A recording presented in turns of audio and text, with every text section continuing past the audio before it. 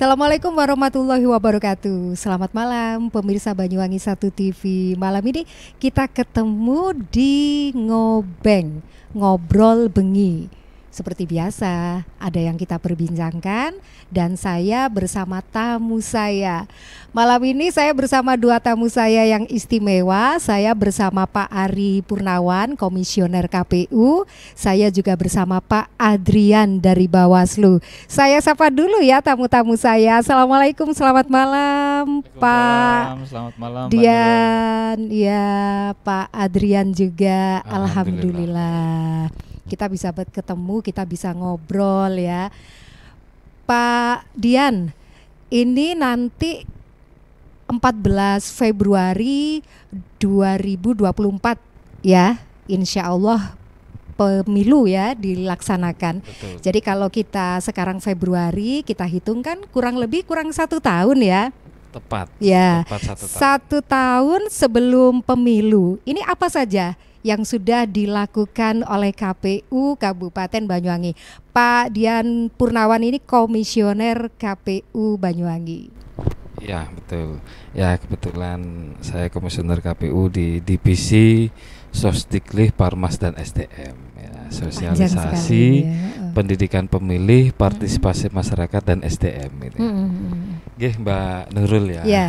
Terima kasih kesempatan hari ini kita bisa diundang untuk ini bagian dari partisipasi dari dukungan dari media khususnya Banyuwangi 1 TV untuk bisa memberikan tayangan yang khusus untuk kepada pemirsa terkait dengan pemilu 2024. Terima kasih. Selamat malam Bung Ansel. Malam. Dari Bawaslu Banyuwangi. Tadi kita ketemu ya di acara deklarasi damai ya. Betul. Luar biasa. Tadi KPU maupun Bawaslu kita hari ini ada giat di masing-masing lembaga kami. Khususnya KPU juga menyelenggarakan tahapan di mana hari ini adalah tepat 1 tahun menuju pemilu 2024. Ya, 14 Februari sekarang. 14 Februari, ya. hari Valentine. Oh iya. Tapi kita merayakannya di sini ya. Betul. Ngobrol seputar 1 tahun menjelang pemilu 2024. Iya, Ya.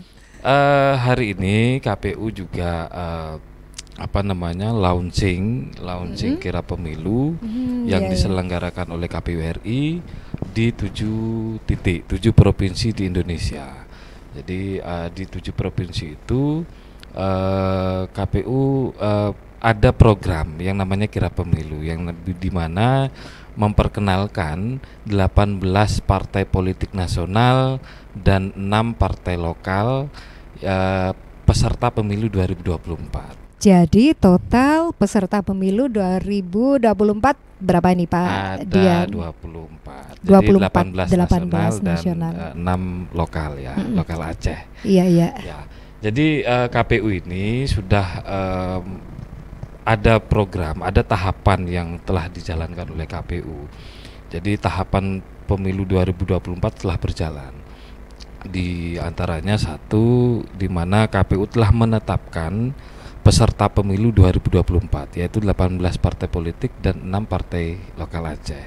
Nah, dari 18 partai politik ini yang berhak mengikuti ajang kontestasi di pemilu 2024. Yang kedua, tahapan kedua adalah di mana KPU telah melakukan pemutakhiran data pemilih. Nah, data pemilih ini yang nantinya menjadi acuan dari KPU dalam proses untuk suksesnya pemilu 2024. Yang ketiga, KPU telah melakukan pendaftaran, bahkan saat ini melakukan verifikasi administrasi calon persorangan DPD. Dukungan DPD yang tepatnya ada di KPU provinsi. Namun KPU Kabupaten Banyuwangi menjadi salah satu kabupaten kota di Indonesia, di Jawa Timur, melalui mengajak teman-teman PPK kemarin sudah melakukan verifikasi dukungan administrasi.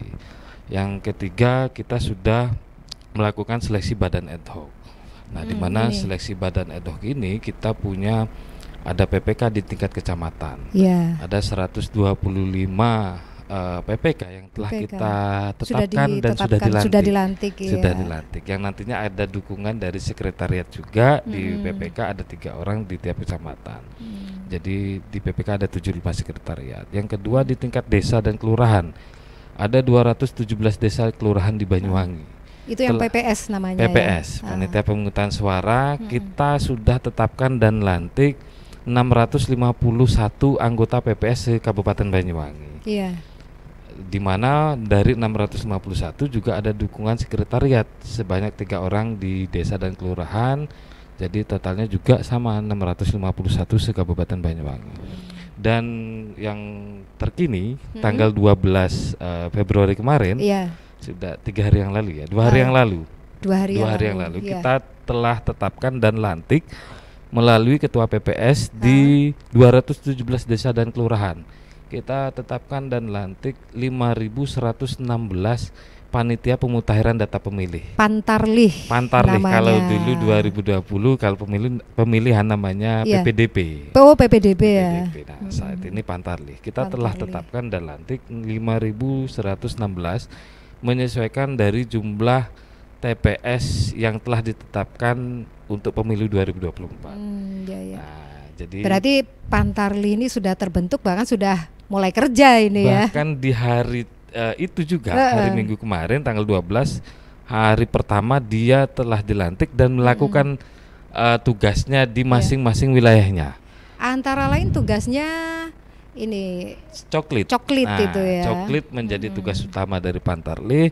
Mereka di hari pertama mereka langsung berkunjung ke RT dan RW setempat untuk berkoordinasi menyocokkan data pemilih di wilayahnya masing-masing. Jadi bahasanya ya dia silaturahmi lah. Silaturahmi ke Pak RW, Pak RT, jadi mencocokkan apakah data pemilih ini sudah sesuai. Karena kan pasti dari berapa tahun yang lalu ada di satu keluarga itu terjadi perubahan kan. Betul. Ada yang sudah wafat gitu kan, ada yang sudah pindah. Jangankan beberapa tahun yang lalu, saat ini kita terus melakukan update terus. Jadi update terus data pemilih ini sampai sampai pemilu 2024 sampai pemungutan suara.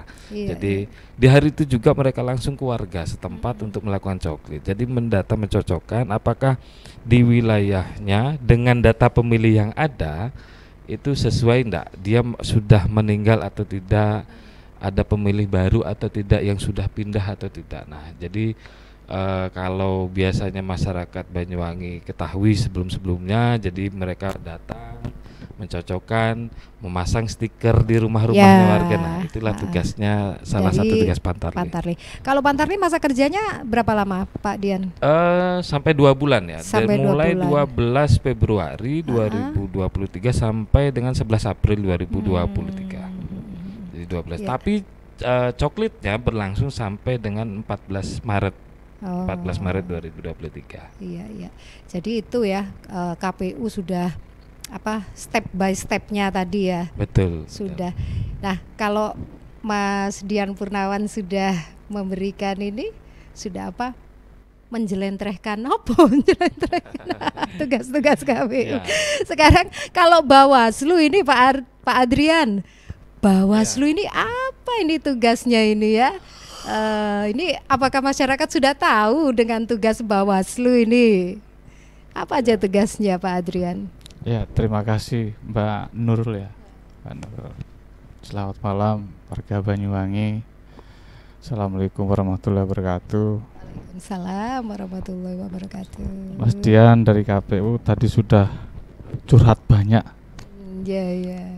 Tentang tahapan yang sudah dilakukan ya. Terkait dengan pertanyaan Mbak Nurul tadi, kira-kira apa ya yang dilakukan oleh Bawaslu selama ini? Tugasnya apa ini? Ya, apa tugasnya ini? Kalau Bawaslu ini kan singkatannya Badan Pengawas Pemilihan umum. Badan Pengawas Pemilihan Umum disingkat Betul. Bawaslu. Berarti kan secara ini aja tugasnya kelihatan ini pasti tukang ngawasi. Tukang ngawasi. Tapi apa saja yang Iya. diawasi? Jadi tugas Bawaslu itu kan mengawasi seluruh tahapan.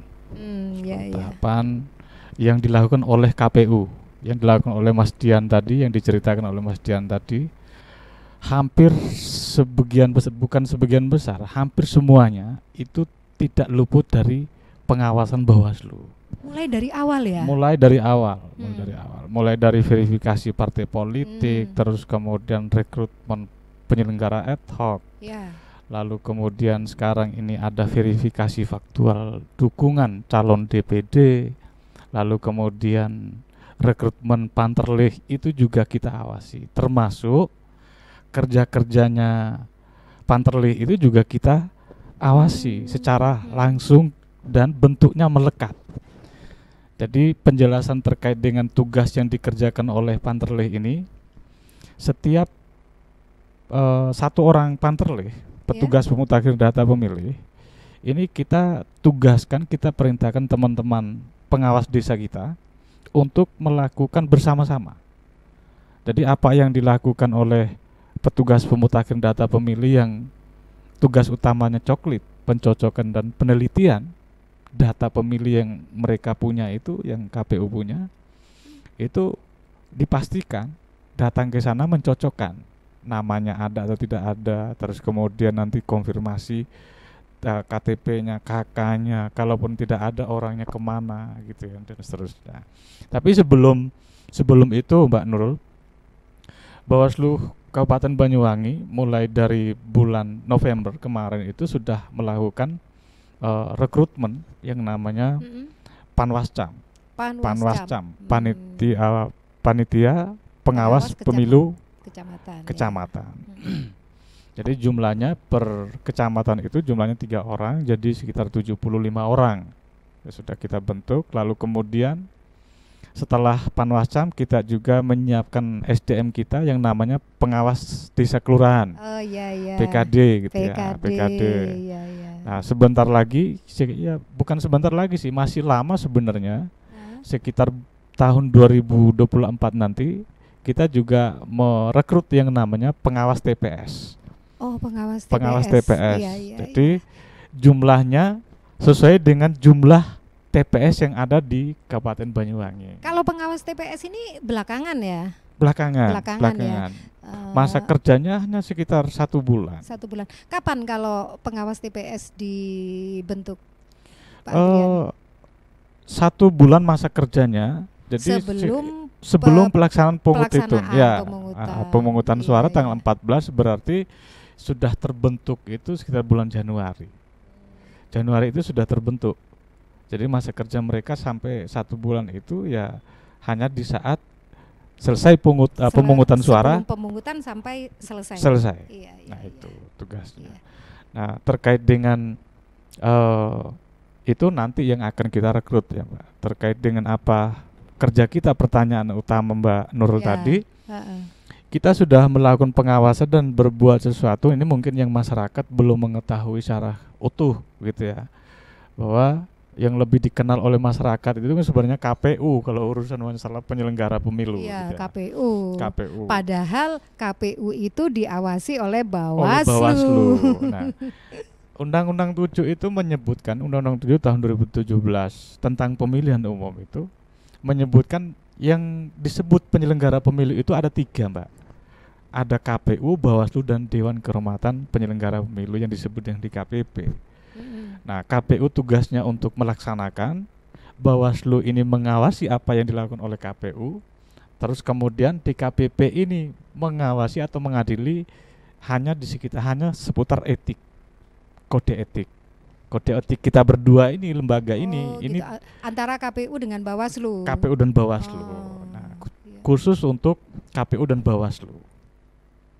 Nah, selain itu, selain kita mengawasi ini by tahapan ya Mbak Nurul, by tahapan. Jadi tahapan rekrutmen penyelenggara ad hoc PPK, PPS, PPD, panterlih itu sudah kita awasi, dan beberapa kasus, beberapa masalah kita temukan, dan kita menyampaikan saran perbaikan. Ini sudah masuk pada inti. Jadi saran perbaikan banyak sekali yang kita sudah sampaikan, saran perbaikan baik tahapan rekrutmen PPK, PPS maupun Panterlih. Nah, sementara ini hasil dari koordinasi kita di jajaran internal kita itu sudah banyak sekali, hampir sekitar 60-an yang memberikan informasi ke kita ada semacam kesalahan administrasi yang terjadi di Panterlih sebenarnya. Selama masa perekrutan itu? Selama mereka melaksanakan tugas. Oh, selama melaksanakan tugas. Melaksanakan jadi tugas. Ada kekeliruan gitu, Pak? Kekeliruan. Yang menurut teman-teman jajaran kita di bawah itu ada kekeliruan. Makanya kita koordinasikan dengan KPU, kira-kira bisa nggak ini diselesaikan di bawah. Maunya tapi kita. Bukan kesalahan ya? Bukan kesalahan ya, kekeliruan gitu ya. Kalau kekeliruan tidak ada norma yang mengatur itu. Yang terjadi hanya kesalahan. Jadi ketika ada kesalahan administrasi, Bawaslu upayakan untuk memberikan semacam saran perbaikan. Saran perbaikan. Jadi jika ditemukan ada kesalahan, gitu ya. Itu. Iya. Tapi kalau Bawaslu ini apakah hanya cuma mengawasi saja? Kemudian apakah seperti memberikan teguran atau bagaimana, Pak Adrian ini? Iya. Cuma ngawasi gitu aja? Itu tadi yang saya ceritakan terkait dengan kesalahan administrasi, diduga kesalahan administrasi selama rekrutmen penyelenggara ETOK dan Panterlih dalam melaksanakan tugasnya untuk melakukan pencocokan penelitian. Misalkan kita ada flashback kembali dalam KPU melaksanakan rekrutmen pendaftaran partai politik, misalkan partai politik. Ini ada kesalahan, ngapunten Mas Dian ya. Jadi kita perlu menyampaikan kepada publik karena Mbak Nurul ini membuat saya sedikit emosi nih. Pertanyaannya apa sih yang dilakukan oleh Bawaslu selama ini? Nah, apa cuma ngawasi saja atau ada tindakan? Betul. Ya kan? Nah, ketika misalkan mohon izin melanjutkan, ketika misalkan KPU melakukan verifikasi faktual terhadap tahapan verifikasi parpol calon peserta pemilu tahun 2024 itu, di tahapan verifikasi administrasi itu sudah dilakukan semacam mengkonfirmasi kebenaran itu melalui video call misalkan. Nah, sedangkan video call itu baru diperkenankan dilakukan pada saat verifikasi faktual. Begitu ya Mas Din ya. Nah, verifikasi faktual baru boleh konfirmasi kepada pendukung itu melalui video call. Selama masih verifikasi administrasi itu tidak diatur. Maka kemarin sampai sidang di provinsi. Jadi kita jadikan sebagai temuan dugaan pelanggaran administrasi. Administrasi itu sebenarnya tidak, bagi masyarakat kalau ngomong pelanggaran itu sangat tabu gitu ya. Tapi sebenarnya pelanggaran administrasi ini pelanggaran terhadap tata cara, prosedur dan mekanisme. Prosedurnya ini yang belum tepat, tidak sesuai dengan yang diatur, maka kita jadikan temuan dugaan pelanggaran dan sidangnya itu di provinsi oleh Bawaslu provinsi. Dan alhamdulillah kemarin putusannya ya sedikit tidak membuat situasi runyam. Outputnya kita mengharapkan untuk dilakukan semacam perbaikan. Gitu. Hasilnya apa itu? Hasilnya ini yang mengikuti sidang putusan gitu. Jadi itu Bu Nurul terkait verifikasi partai politik. Nah, saat ini petugas kita itu petugas KPU juga. KPU dan kami sedang melakukan pengawasan terhadap verifikasi dukungan terhadap calon anggota DPD yang disampaikan oleh Mas Dian tadi. Nah, kita ingin memastikan apakah KPU ini melaksanakan memverifikasi dukungan calon DPD ini sudah sesuai dengan prosedur yang diatur atau tidak. Kalau tidak, kita menyampaikan saran perbaikan. Ini loh salah, yang diatur begini gitu kan. Coba menggunakan cara yang begini. Dan kami lebih banyak koordinasi sebelum terjadinya kesalahan-kesalahan administrasi. Kita sering koordinasi, kita sering ngopi. Dan alhamdulillah sampai hari ini kalau pencalon DPD ini verifikasi administrasinya belum sampai pada temuan-temuan yang ada semacam kesalahan yang fatal yang dilakukan oleh KPU. Iya. Jadi masih dalam tahap aman. Aman, gitu ya. normal lah, masih baik-baik saja. Ya ini Begitu. jadi yang diawasi sama yang mengawasi bisa saling komunikasi sambil ngopi-ngopi Bisa. gitu ya. Ternyata bisa Mbak Nur. Dan bisa sekali. Ini tadi ngapunten Mbak Nur.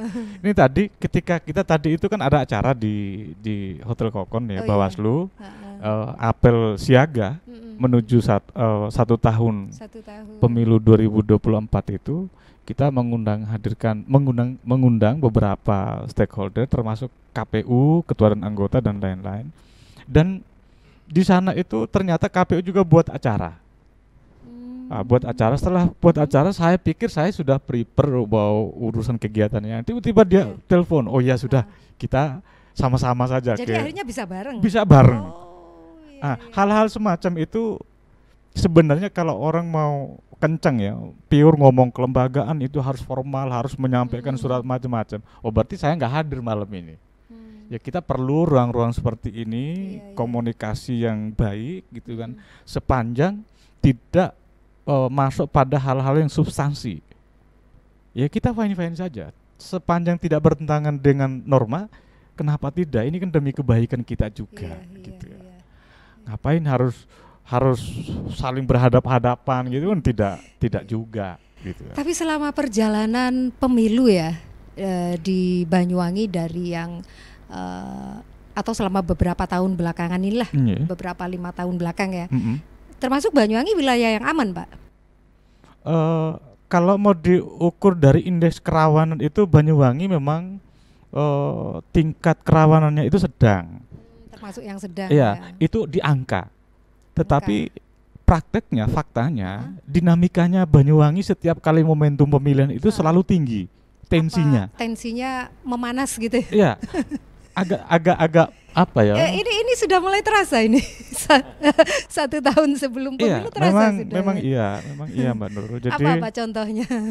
Contohnya misalkan soal, mungkin ini belum ngorek soal dapil ya, misalkan kemarin saya kemarin melihat memantau dan kebetulan saya di Surabaya saat itu memantau di Banyuwangi, ternyata ada gerakan people power perwakilan beberapa, begitu ya Mas Dian ya.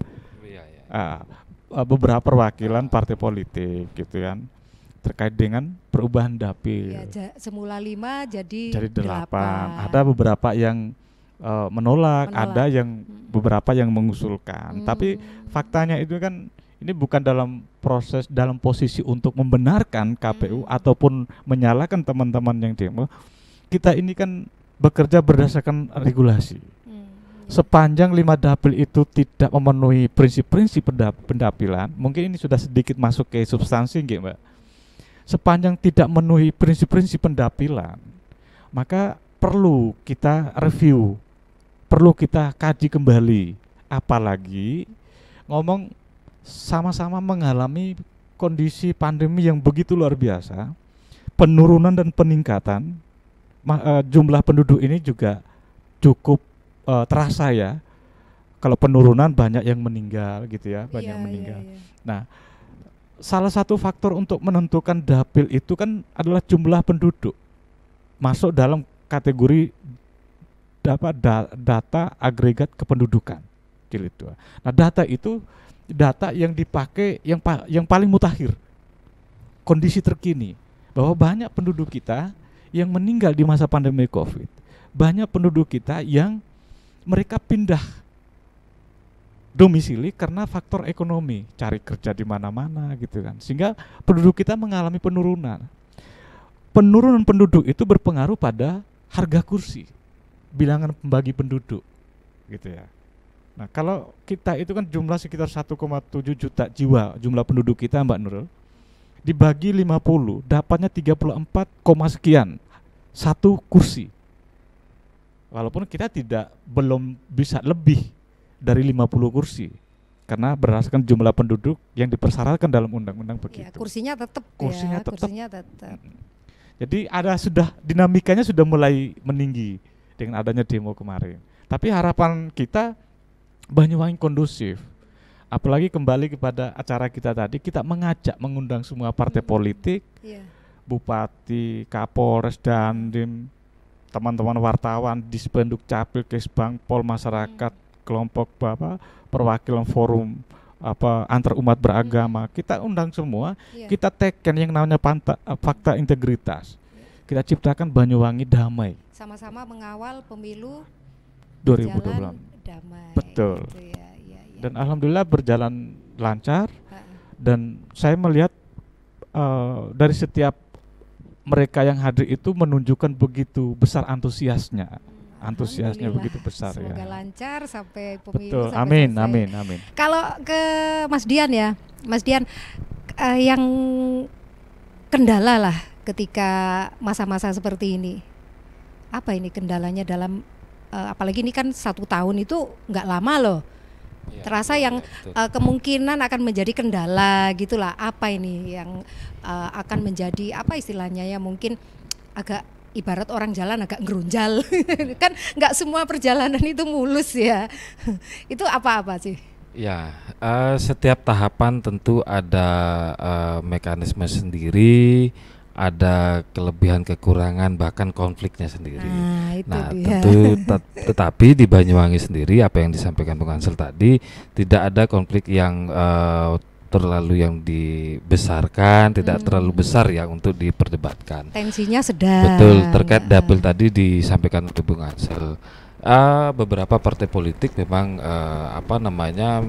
berpendapat ya di muka umum melalui tadi disampaikan tanda kutip demo itu tadi. Apa Tapi- maunya tetap 5 dapil gitu?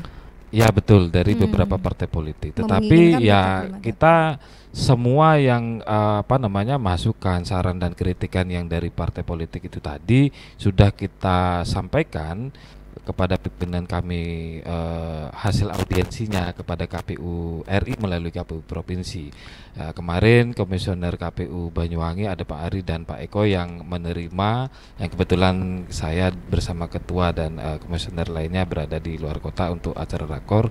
Tetapi pada prinsipnya apa yang disampaikan oleh partai politik tadi itu adalah suatu hak yang bisa dibenarkan oleh undang-undang, mengajukan pendapat maupun saran bahkan kritik kepada kami.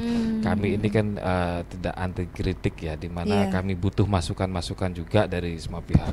Bahkan penetapan dapil itu tidak serta-merta langsung kami tetapkan, tetapi ada beberapa mekanisme dan tahapan.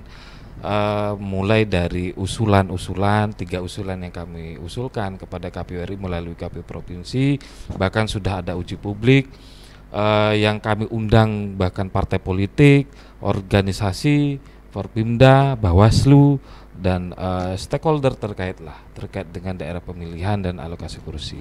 Tetapi dari 3 usulan KPU RI berpendapat lain. Nah, dari beberapa ada 3 partai politik yang menginginkan adanya penataan dapil, adanya pemekaran menjadi 8 dapil.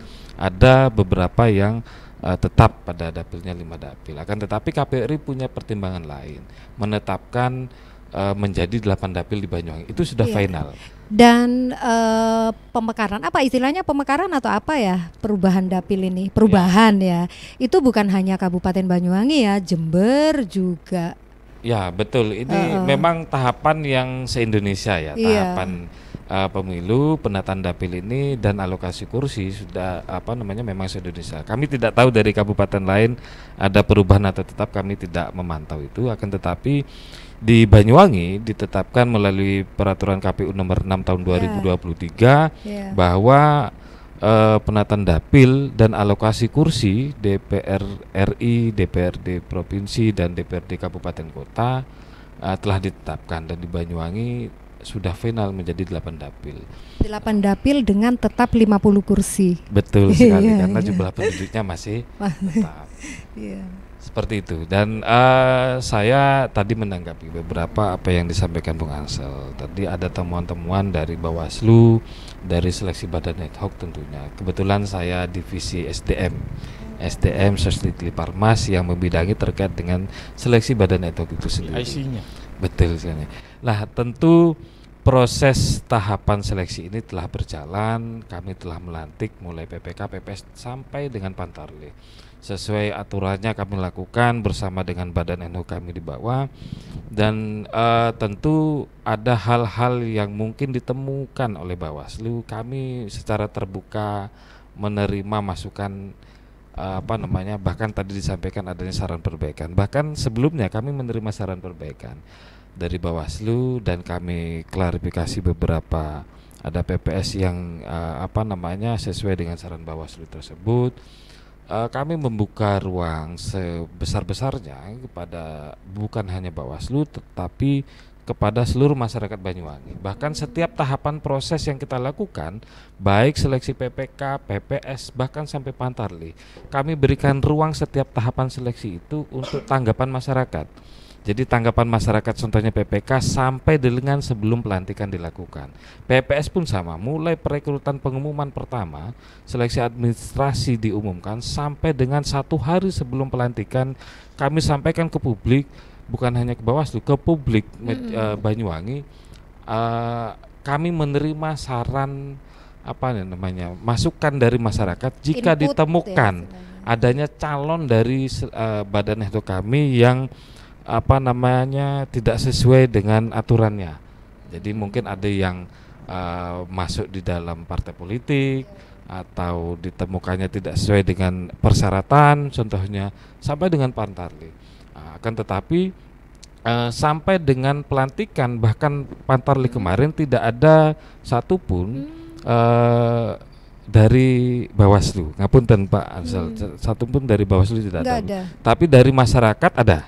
Dari masyarakat ada dan kita sudah lakukan klarifikasi.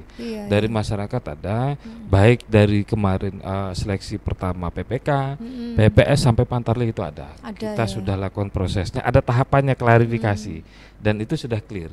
Akhirnya kita lantik. Namun ternyata pasca pelantikan dilakukan, mereka sudah bekerja, ternyata ada saran perbaikan dari Bawaslu untuk adanya ditemukannya dugaan-dugaan itu tadi. Tetapi tidak masalah.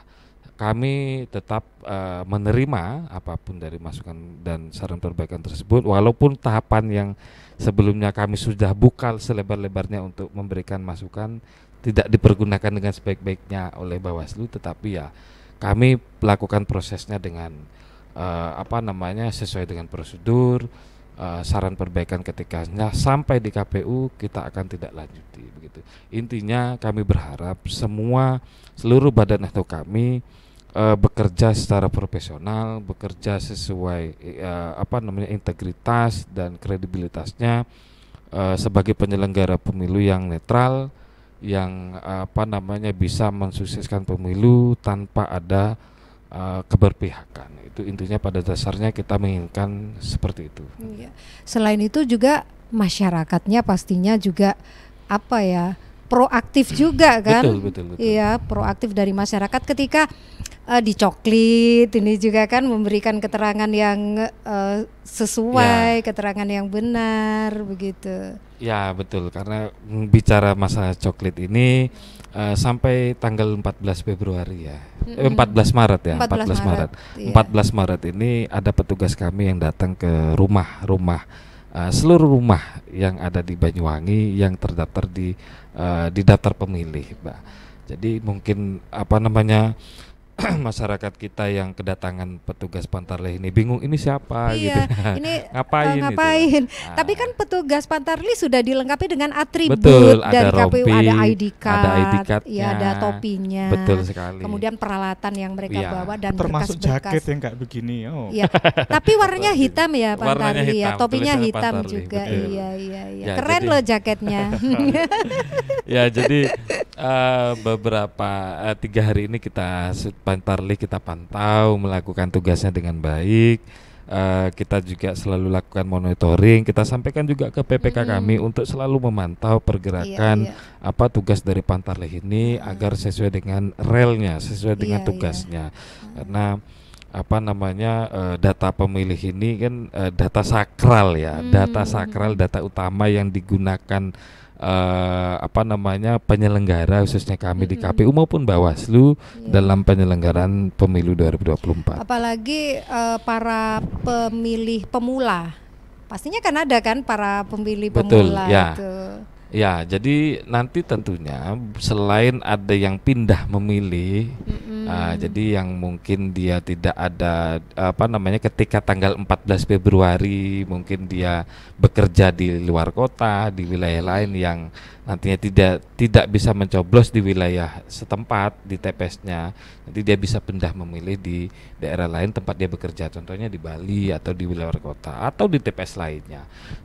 Kedua, mungkin ada pengurangan dari ketika ada yang meninggal seperti itu, atau yang tidak ditemukan, mungkin dia hilang mana gitu lah. Contohnya. Dan yang terakhir ada ya yang GJ. Ya, ada GJ ditemukan gitu. Di pemilu sebelumnya, di pemilihan sebelumnya memang tidak ditemukan. Mungkin dia sudah pindah. Tapi GJ nggak jelas. Ada. Dan ada juga yang datang ini. Jadi penduduk baru yang datang. Itu yang harus didata dengan benar. Jadi makanya masyarakat juga mesti welcome dan proaktif ya, ketika didatangi petugas Pantarlih ini, kalau memang ada anggota keluarganya yang baru menetap di situ gitu kan, atau baru dari kota lain merantau di Banyuwangi, nanti ketika sampai hari H pemilu itu masih tetap di sini, nah itu gimana gitu kan? Ya betul. Jadi ada berkurang, ada bertambah. Jadi setiap kita kunjungi setiap rumah, jadi tentu ditanya di rumah itu ada siapa anggota keluarganya. Jadi di dalam kartu keluarganya ada siapa saja. Dilihat dari usianya apakah sudah mencukupi dari 17 tahun atau tidak, ataukah ada yang meninggal atau tidak, atau ada penduduk baru yang tinggal di rumah tersebut. Nah, jadi penduduk baru ini dipastikan identitasnya, apakah identitasnya sudah di penduduk sekitar setempat itu tadi. Ketika sudah ada, tidak di daftar pemilih. Ketika tidak ada, maka dimasukkan itu tadi. Tugasnya Coklit itu seperti itu, Pantarlih untuk memastikan kembali keakuratan data. Jadi ada tambah, ada berkurang, memastikan nanti kita seluruh masyarakat Indonesia, khususnya yang kita kita prioritaskan di Banyuwangi, jadi mempunyai hak untuk memilih gitu ya. Jadi tidak ada kenapa saya orang masyarakat Banyuwangi kok tidak ada di daftar pemilih. Nah, jadi ketika ada kelalaian dari petugas kami, mungkin tidak mendata, contohnya mungkin kita mudah-mudahan saja tidak terjadi itu. Kalau sampai ada yang kelewatan seperti maka itu, laporkan kepada petugas kami di wilayah setempat. Contohnya datang ke kelurahan atau desa, di situ ada sekretariat PPS. Nah, sampaikan, atau di tingkat kecamatan ada sekretariat PPK, atau datang langsung ke KPU Kabupaten Banyuwangi. Kalau laporkan. Sampai enggak ada. Tapi kalau misalnya ada yang terlewat, mungkin ini kan bisa juga mengajukan istilahnya, saya belum didata gitu. Bisa juga kan? Betul. Dan seluruh masyarakat bisa melihat secara online, cek DPT online. DPT online. Betul, cek DPT online apakah dia sudah terdata atau belum sebagai pemilih atau tidak. Dan jadi dia masyarakat ini mesti proaktif gitu ya, ngecek di DPT online. Betul. Gitu ya. Jadi sangat mudah sekali dengan adanya teknologi ini tadi. Bahkan dari Dinas Kependudukan dan Catatan Sipil sudah ada namanya KTP digital. Nah, dari KTP digital pun dicek bisa dari yang terdata di TPS mana dia dalam pemilu tersebut sudah ada di sana. Nah, kalau lebih jelasnya ada di info pemilu juga tersedia di infopemilu.kpu.go.id, juga ada syarat dukungan apakah saya terdata sebagai masuk di pengurus partai politik, tidak ada namanya masuk ke Sipol. Terdata sebagai mendukung salah satu calon DPD, tidak ada di Silon terdata. Jadi terintegrasi di beberapa aplikasi website yang ada di KPU, dan salah satunya adalah DPT ini tadi. Dan itu masyarakat bisa untuk mengaksesnya. Semua bisa lewat infopemilu.kpu.go.id atau dicek DPT online tersebut gitu. Iya, iya. Jadi masyarakat ini juga mesti proaktif juga ya, dan juga mendukung apa tahapan-tahapan pemilu seperti Betul. pendataan itu tadi ya. Betul, karena yang kita ketahui bahwa suksesnya pemilu ini sukses kita bersama. Jadi tugas untuk mensosialisasikan seluruh tahapan pemilu ini bukan menjadi tugas kami penyelenggara saja. Bukan hanya kami di Tugas KPU maupun pengawas. Bawaslu. yang utama sebenarnya peserta pemilu yang Peserta punya pemilu, tanggung ya. jawab dan tugas penting dalam sosialisasi itu tadi. Jadi Iya, partai iya. politik, bahkan nanti ketika pencalonan sudah selesai ada calon legislatif contohnya, dia punya kewajiban untuk sosialisasi terkait dengan tahapan pemilu. Iya. Yang terakhir adalah pemilih masyarakat Banyuwangi. Jadi kita sama-sama, kita semua ini di Banyuwangi punya tanggung jawab bersama untuk suksesnya pemilu 2024. Jadi ketika pemilu itu sukses bukan menjadi suksesnya penyelenggara, tapi suksesnya kita bersama masyarakat Banyuwangi seperti itu. Dan pemilu yang sukses, yang mulai dari awal itu lancar, itu kan menunjukkan kualitas masyarakat juga. Betul, betul sekali. Dapil di Banyuwangi ini kan dari 5 sebelumnya, sekarang jadi 8. Nah ini gejolak apa yang dirasakan, dan kemudian kalau masyarakatnya mungkin oke-oke saja ya, dapil mau jadi berapapun gitu ya, tapi yang menjadi pekerjaan dari KPU apa ini tentang perubahan dapil ini?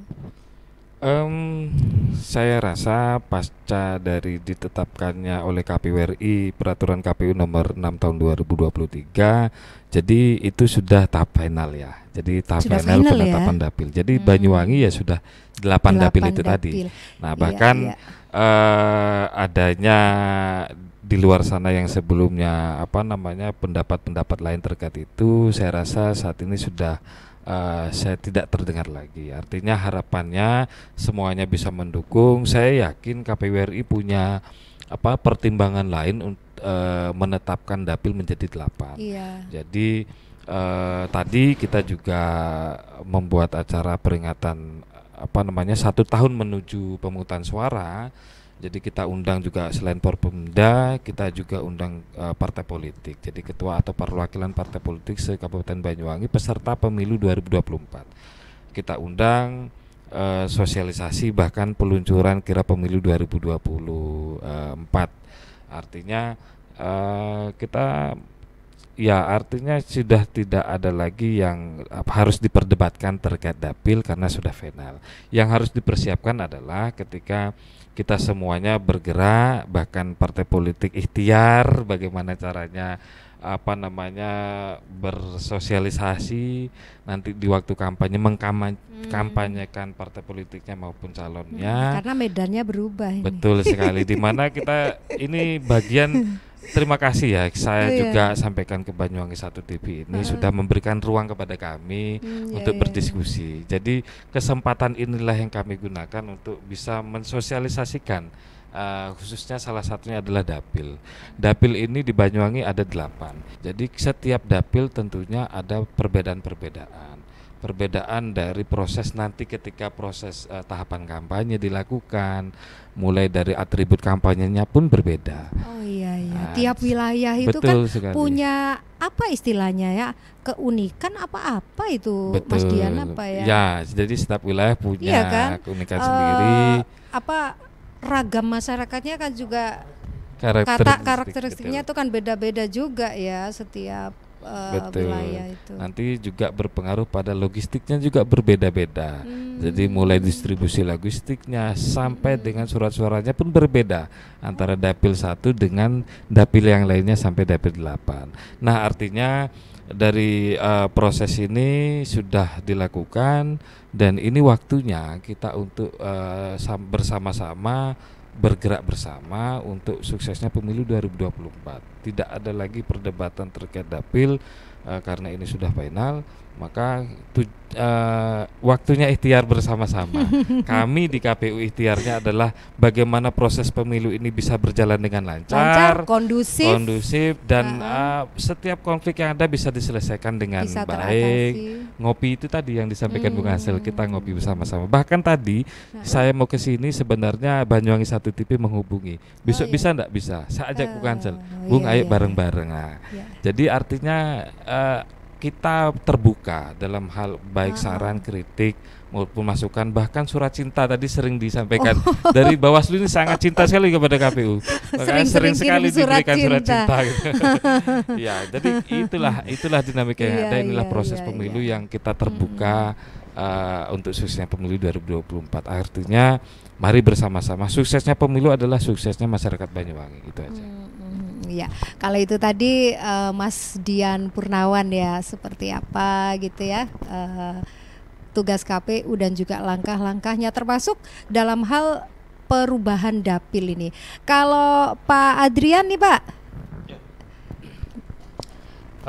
Kalau saya tidak begitu jauh mengomentar yang namanya perubahan dapil. Karena dapil ini kewenangannya ada di KPU.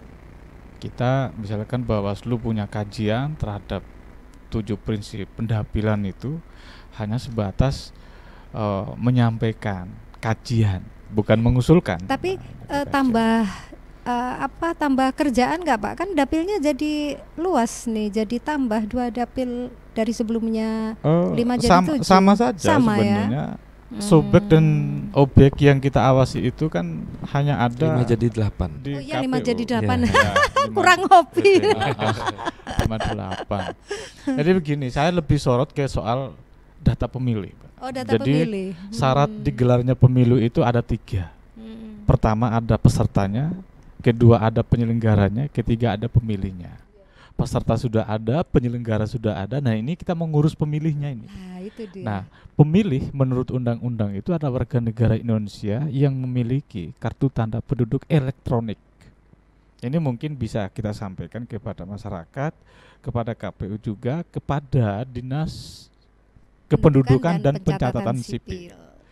Bahwa ketika syarat undang-undang itu mengharuskan pemilih itu harus berKTP elektronik, maka dari 1,7 juta itu ada sekitar 30% belum dilakukan perekaman KTP elektronik. Itu usianya sudah 17 tahun atau termasuk pemilih pemula namanya ya? Syaratnya memang sudah berusia 17 tahun atau sudah pernah KW. EKTP. Oh iya. Yang jelas syaratnya itu harus warga negara Indonesia yang memiliki kartu tanda penduduk elektronik. Gitu ya. 17 tahun kalau dia belum memiliki kartu tanda penduduk elektronik itu belum bisa. Walaupun dia sudah punya hak, tapi belum bisa kita akomodir sebagai pemilih, gitu ya. Berarti tugas dari Dispenduk Capil ini harus ini. Nah, makanya kan kita ini tugasnya untuk menyampaikan itu kepada KPU. Kita juga sering koordinasi dengan Dispenduk Capil.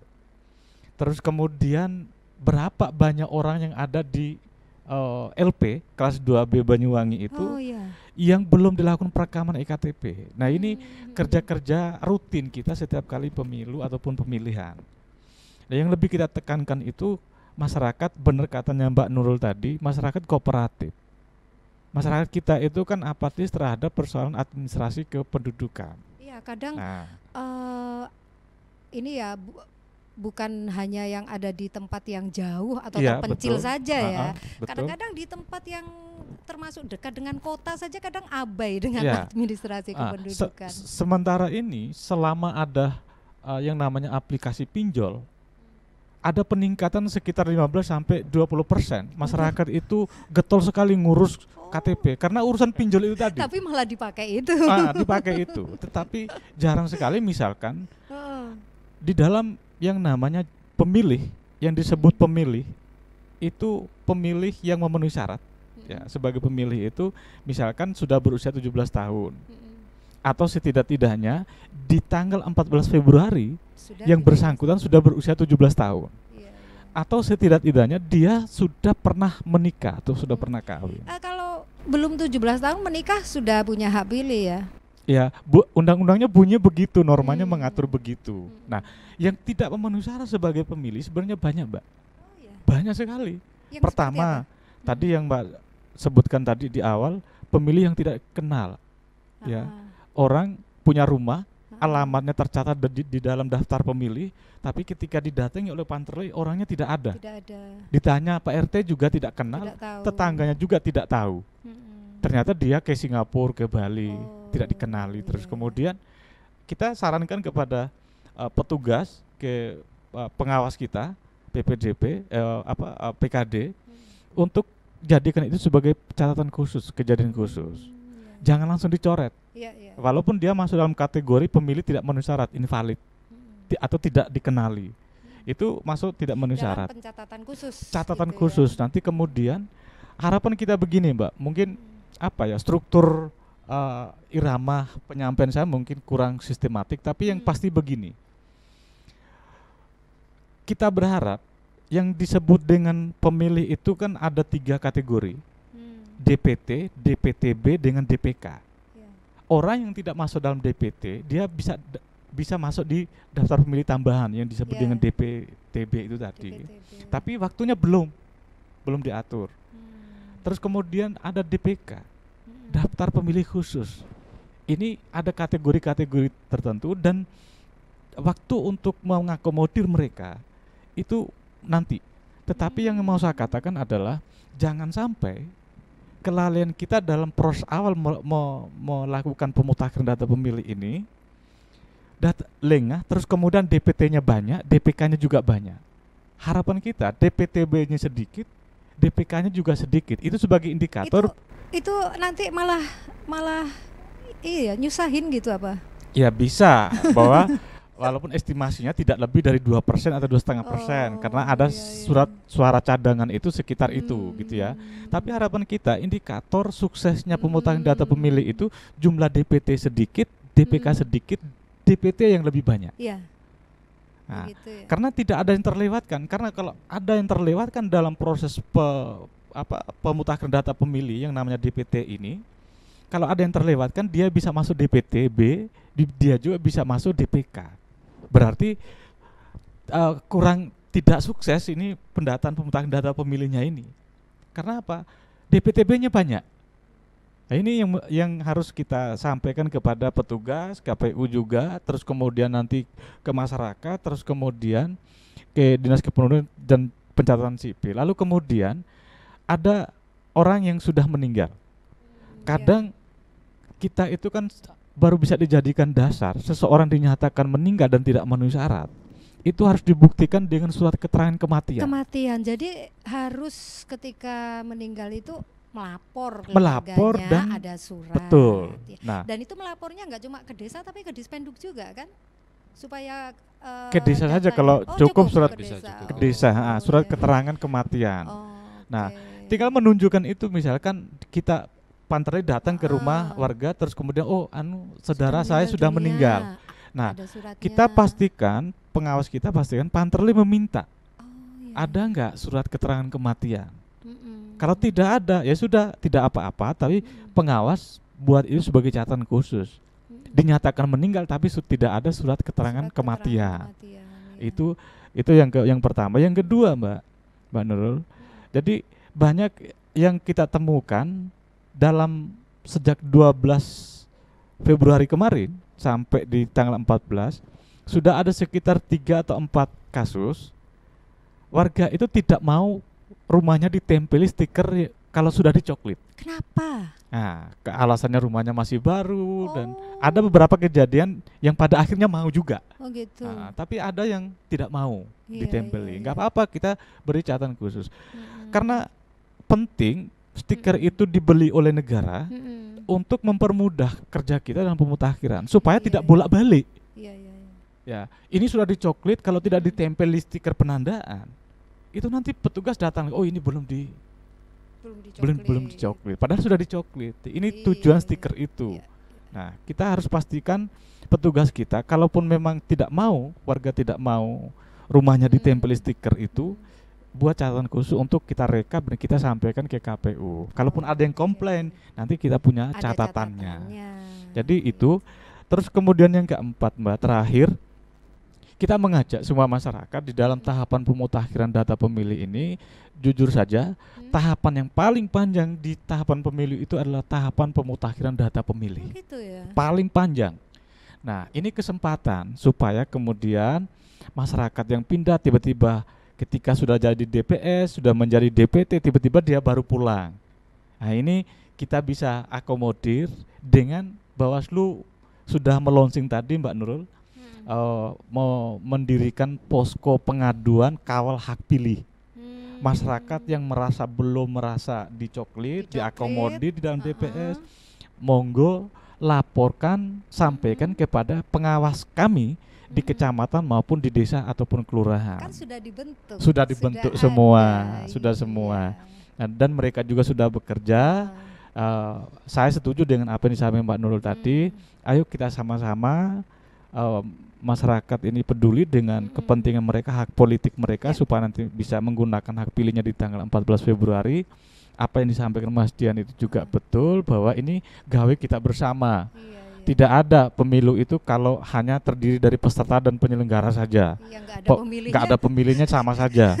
Kalaupun toh ada penyelenggara dan pemilih, kalau pesertanya tidak ada, mau milih siapa? Kan begitu. Kan begitu. Tapi sebentar, boleh nggak saya tanya dulu, kalau Banyuwangi ini tingkat golputnya gimana? Itu kembali ke itu Mas Mas Dian. Dian. Kembali ke Mas Dian. Tapi walaupun ini kesempatan Mas Dian mungkin sudah tidak punya kesempatan untuk berbicara, tapi saya berharap ini juga menjawab gitu ya, supaya ini menjadi pertimbangan khusus besok. Kalaupun tingkat partisipasinya kurang, ayo kita gendotkan lagi sosialisasi ini. Betul. Gitu ya. Dan pasti harapannya dengan berbagai tahapan yang sudah dilakukan oleh KPU, pengawasan oleh Bawaslu, harapannya ini masyarakat ini tumbuhlah atau semakin tumbuhlah rasa untuk berpartisipasi dalam pemilu menggunakan hak suaranya. Ya kan? Karena ini kan pesta rakyat. Demokrasi itu kan bukan pestanya Mas Dian, bukan pestanya kita, bukan pestanya Pak Adrian. Betul, ini kan penyelenggara memfasilitasi kepentingan peserta dengan pemilih. Pemilih menginginkan pemimpinnya yang jangan yang itu, ya silakan.